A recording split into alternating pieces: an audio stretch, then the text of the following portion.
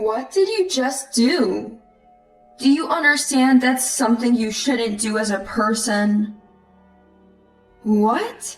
You're exaggerating. Mom, you and my sister are just as responsible. Didn't you guys even check?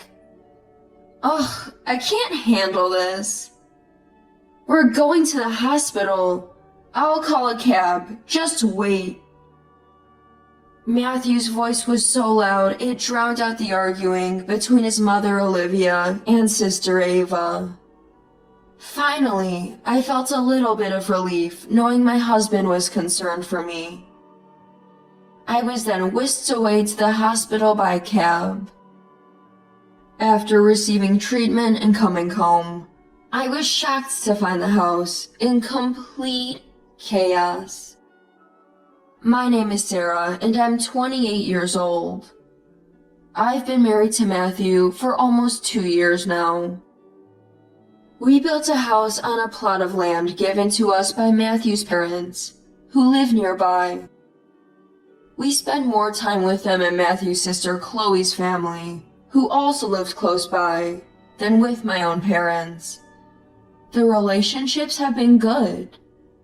My friends often say they can't believe how well we all get along. My family always pesters us about wanting to see the grandkids. I'm so jealous of you, Sarah. Thankfully, they don't pressure us about kids.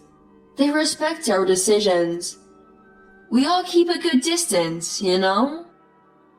Oh, right. Matthew has 2 sisters, doesn't he? What's the deal with Ava, who married into that rich landowning family? Sister-in-law refers to Matthew's older and younger sisters. Both my sister-in-law Chloe and I are married and have moved out of our parents' homes. Chloe lives in a nearby town, and we often hang out as families. On the other hand, I hardly know my other sister-in-law, Ava. She rarely visits her parents' home, and the only time I met her was at my wedding. From what I've heard, Ava married into a well-known local family and is living a wealthy life. Ava's mother-in-law grows organic veggies on their sprawling property, and we often get a share of the bounty. I see Chloe all the time, but I barely know Ava. Oh well, keeping some distance is probably best. I'm so jealous. Whenever friends gather, most people gripe about their husbands or in-laws, but I was completely free from the so-called mother-in-law and daughter-in-law conflict. I never thought I would end up in a life-threatening situation, though. One night after dinner, a message popped up on my phone. Oh, a message from Chloe. What's up? She's saying we would have a dumpling party tomorrow. Your favorite. We had dumplings just yesterday. How much do you like them? Dumplings are good any day. Yours are delicious, Olivia. Let's eat a lot. I'm grateful to Matthew's family for always inviting us over for meals. I'll bring drinks, sending message. Oh, Ava's coming too. Haven't seen her since the wedding. She said she's been busy helping her in-laws, so it's hard for her to get away. That's right. So tomorrow's a rare occasion with the whole family. Maybe we should stay over. The next day after work, Matthew and I met up at the supermarket. We bought drinks, appetizers, and desserts for 6 people. Us, my in-laws, Chloe and Ava. Then we headed to Matthew's parents' home. Hello! Wow! I can smell the chives from the doorway. Come on in! Come on in! Truth be told, dumplings are Olivia's specialty. I've had many different kinds, and I've always been proud of her culinary skills. Chloe, we brought drinks. Long time no see, Ava. Wow, thanks. Ava, could you bring out some ice and glasses? Sure. Thank you for prepping. Chloe and Ava, I'll help out. Olivia and Chloe were on dumpling duty, while Ava took care of frying. Honestly, there wasn't much left for me to do.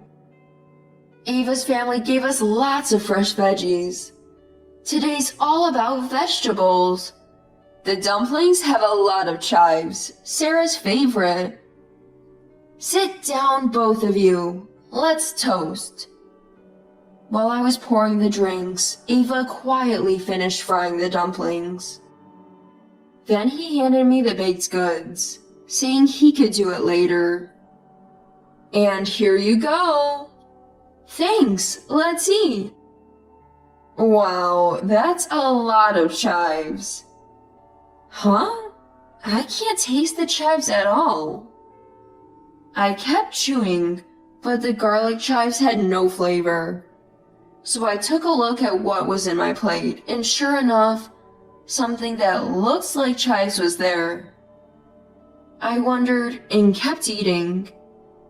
Is this a different kind of chive or something? This chive is really mild, huh? No way, it's super strong. Really? I put a lot in there. Maybe you're numb to it because you've had too much chive dumplings? It was Olivia who clapped my hand. I looked up at Olivia, puzzled and scared. She looked back at me, her face white as a sheet, trembling, and said, "Don't eat another bite. Spit it out now. Matthew, you too." Although we stopped eating, it was too late for the bites we'd already swallowed. Olivia's urgency even sobered up a tipsy Brian. What the heck is going on? Olivia, what happened? I already swallowed. Ignoring me, Olivia picked up the dumplings from the floor, compared them, and murmured something meaningful. No way! Chloe, sensing something was wrong, ran to the kitchen and hurried back holding what was left of the chives. This is the leftover chive we used, right? Matthew, the one you ate smelled like chives? Yeah, it was really pungent. Sarah, you didn't feel anything? Nope. Turns out this isn't a chive. It's poisonous daffodil. Sarah, how are you feeling? Didn't you check when you made it? I did. There's no way I'd confuse odorless daffodils with chives.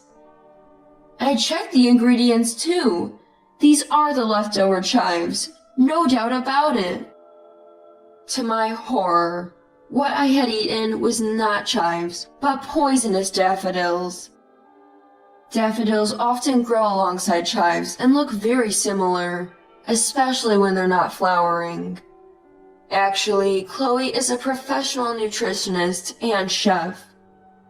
She knows all about food poisoning and would never mistake the two. Why would there be daffodils? Ugh. Within 30 minutes of eating, I was hit by an overwhelming wave of nausea, confirming my suspicion that the dumplings contained poisonous daffodils.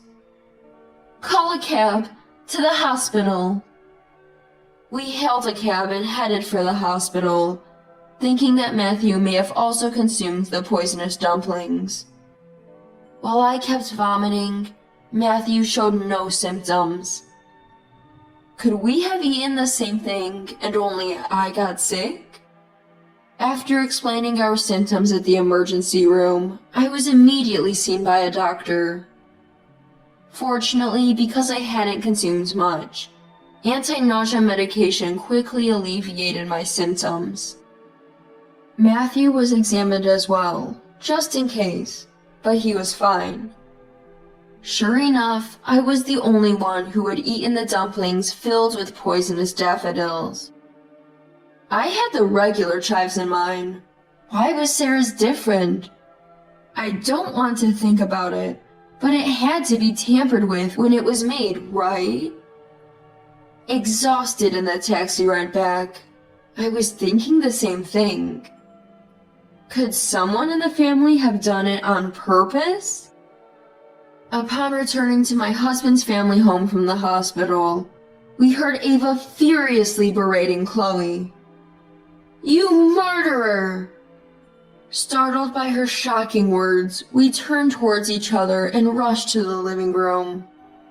Ava was accusing Chloe. "Admit it, you swished them on purpose. There's no way a nutritionist like Chloe would confuse chives with daffodils. You almost killed someone." "Hey, don't go spreading rumors. Mom and I double-checked, and even you said the chives smell strong when we were wrapping them." "What? So you're shifting the blame? Then Mom is equally guilty. I can't even go outside anymore, knowing my family are murderers." "Whoa there! You're accusing us without checking your facts. Do you even hear yourself?" The more I think about it, Chloe seems most suspicious. Mom warned Sarah not to eat the dumplings. Now what? Do I have to report this? "Ava, you can't accuse people without proof." "I'm telling you, Chloe is innocent. What's your game, accusing people like this? It's beyond bullying." Ava's face turned red. She was visibly furious. But it seems like Ava wasn't defending me. She was desperate to prove Chloe was guilty. "Ava, calm down." "Yeah, Sarah and others returned safely. Why are you blaming us?" "Oh, so you're covering it up just because Sarah is fine?" "Ava, you're being weird. Sure, Chloe and I made the dumplings, but who was in charge of cooking? Sarah, which ones did you choose to eat?" Well, while Brian and Matthew were toasting, I had what Ava served me." "Who took on the role of cooking because they weren't good at wrapping? That was you, Ava, wasn't it?" "Come to think of it, you gave Sarah the dumplings from the plate, not the hot griddle, right?"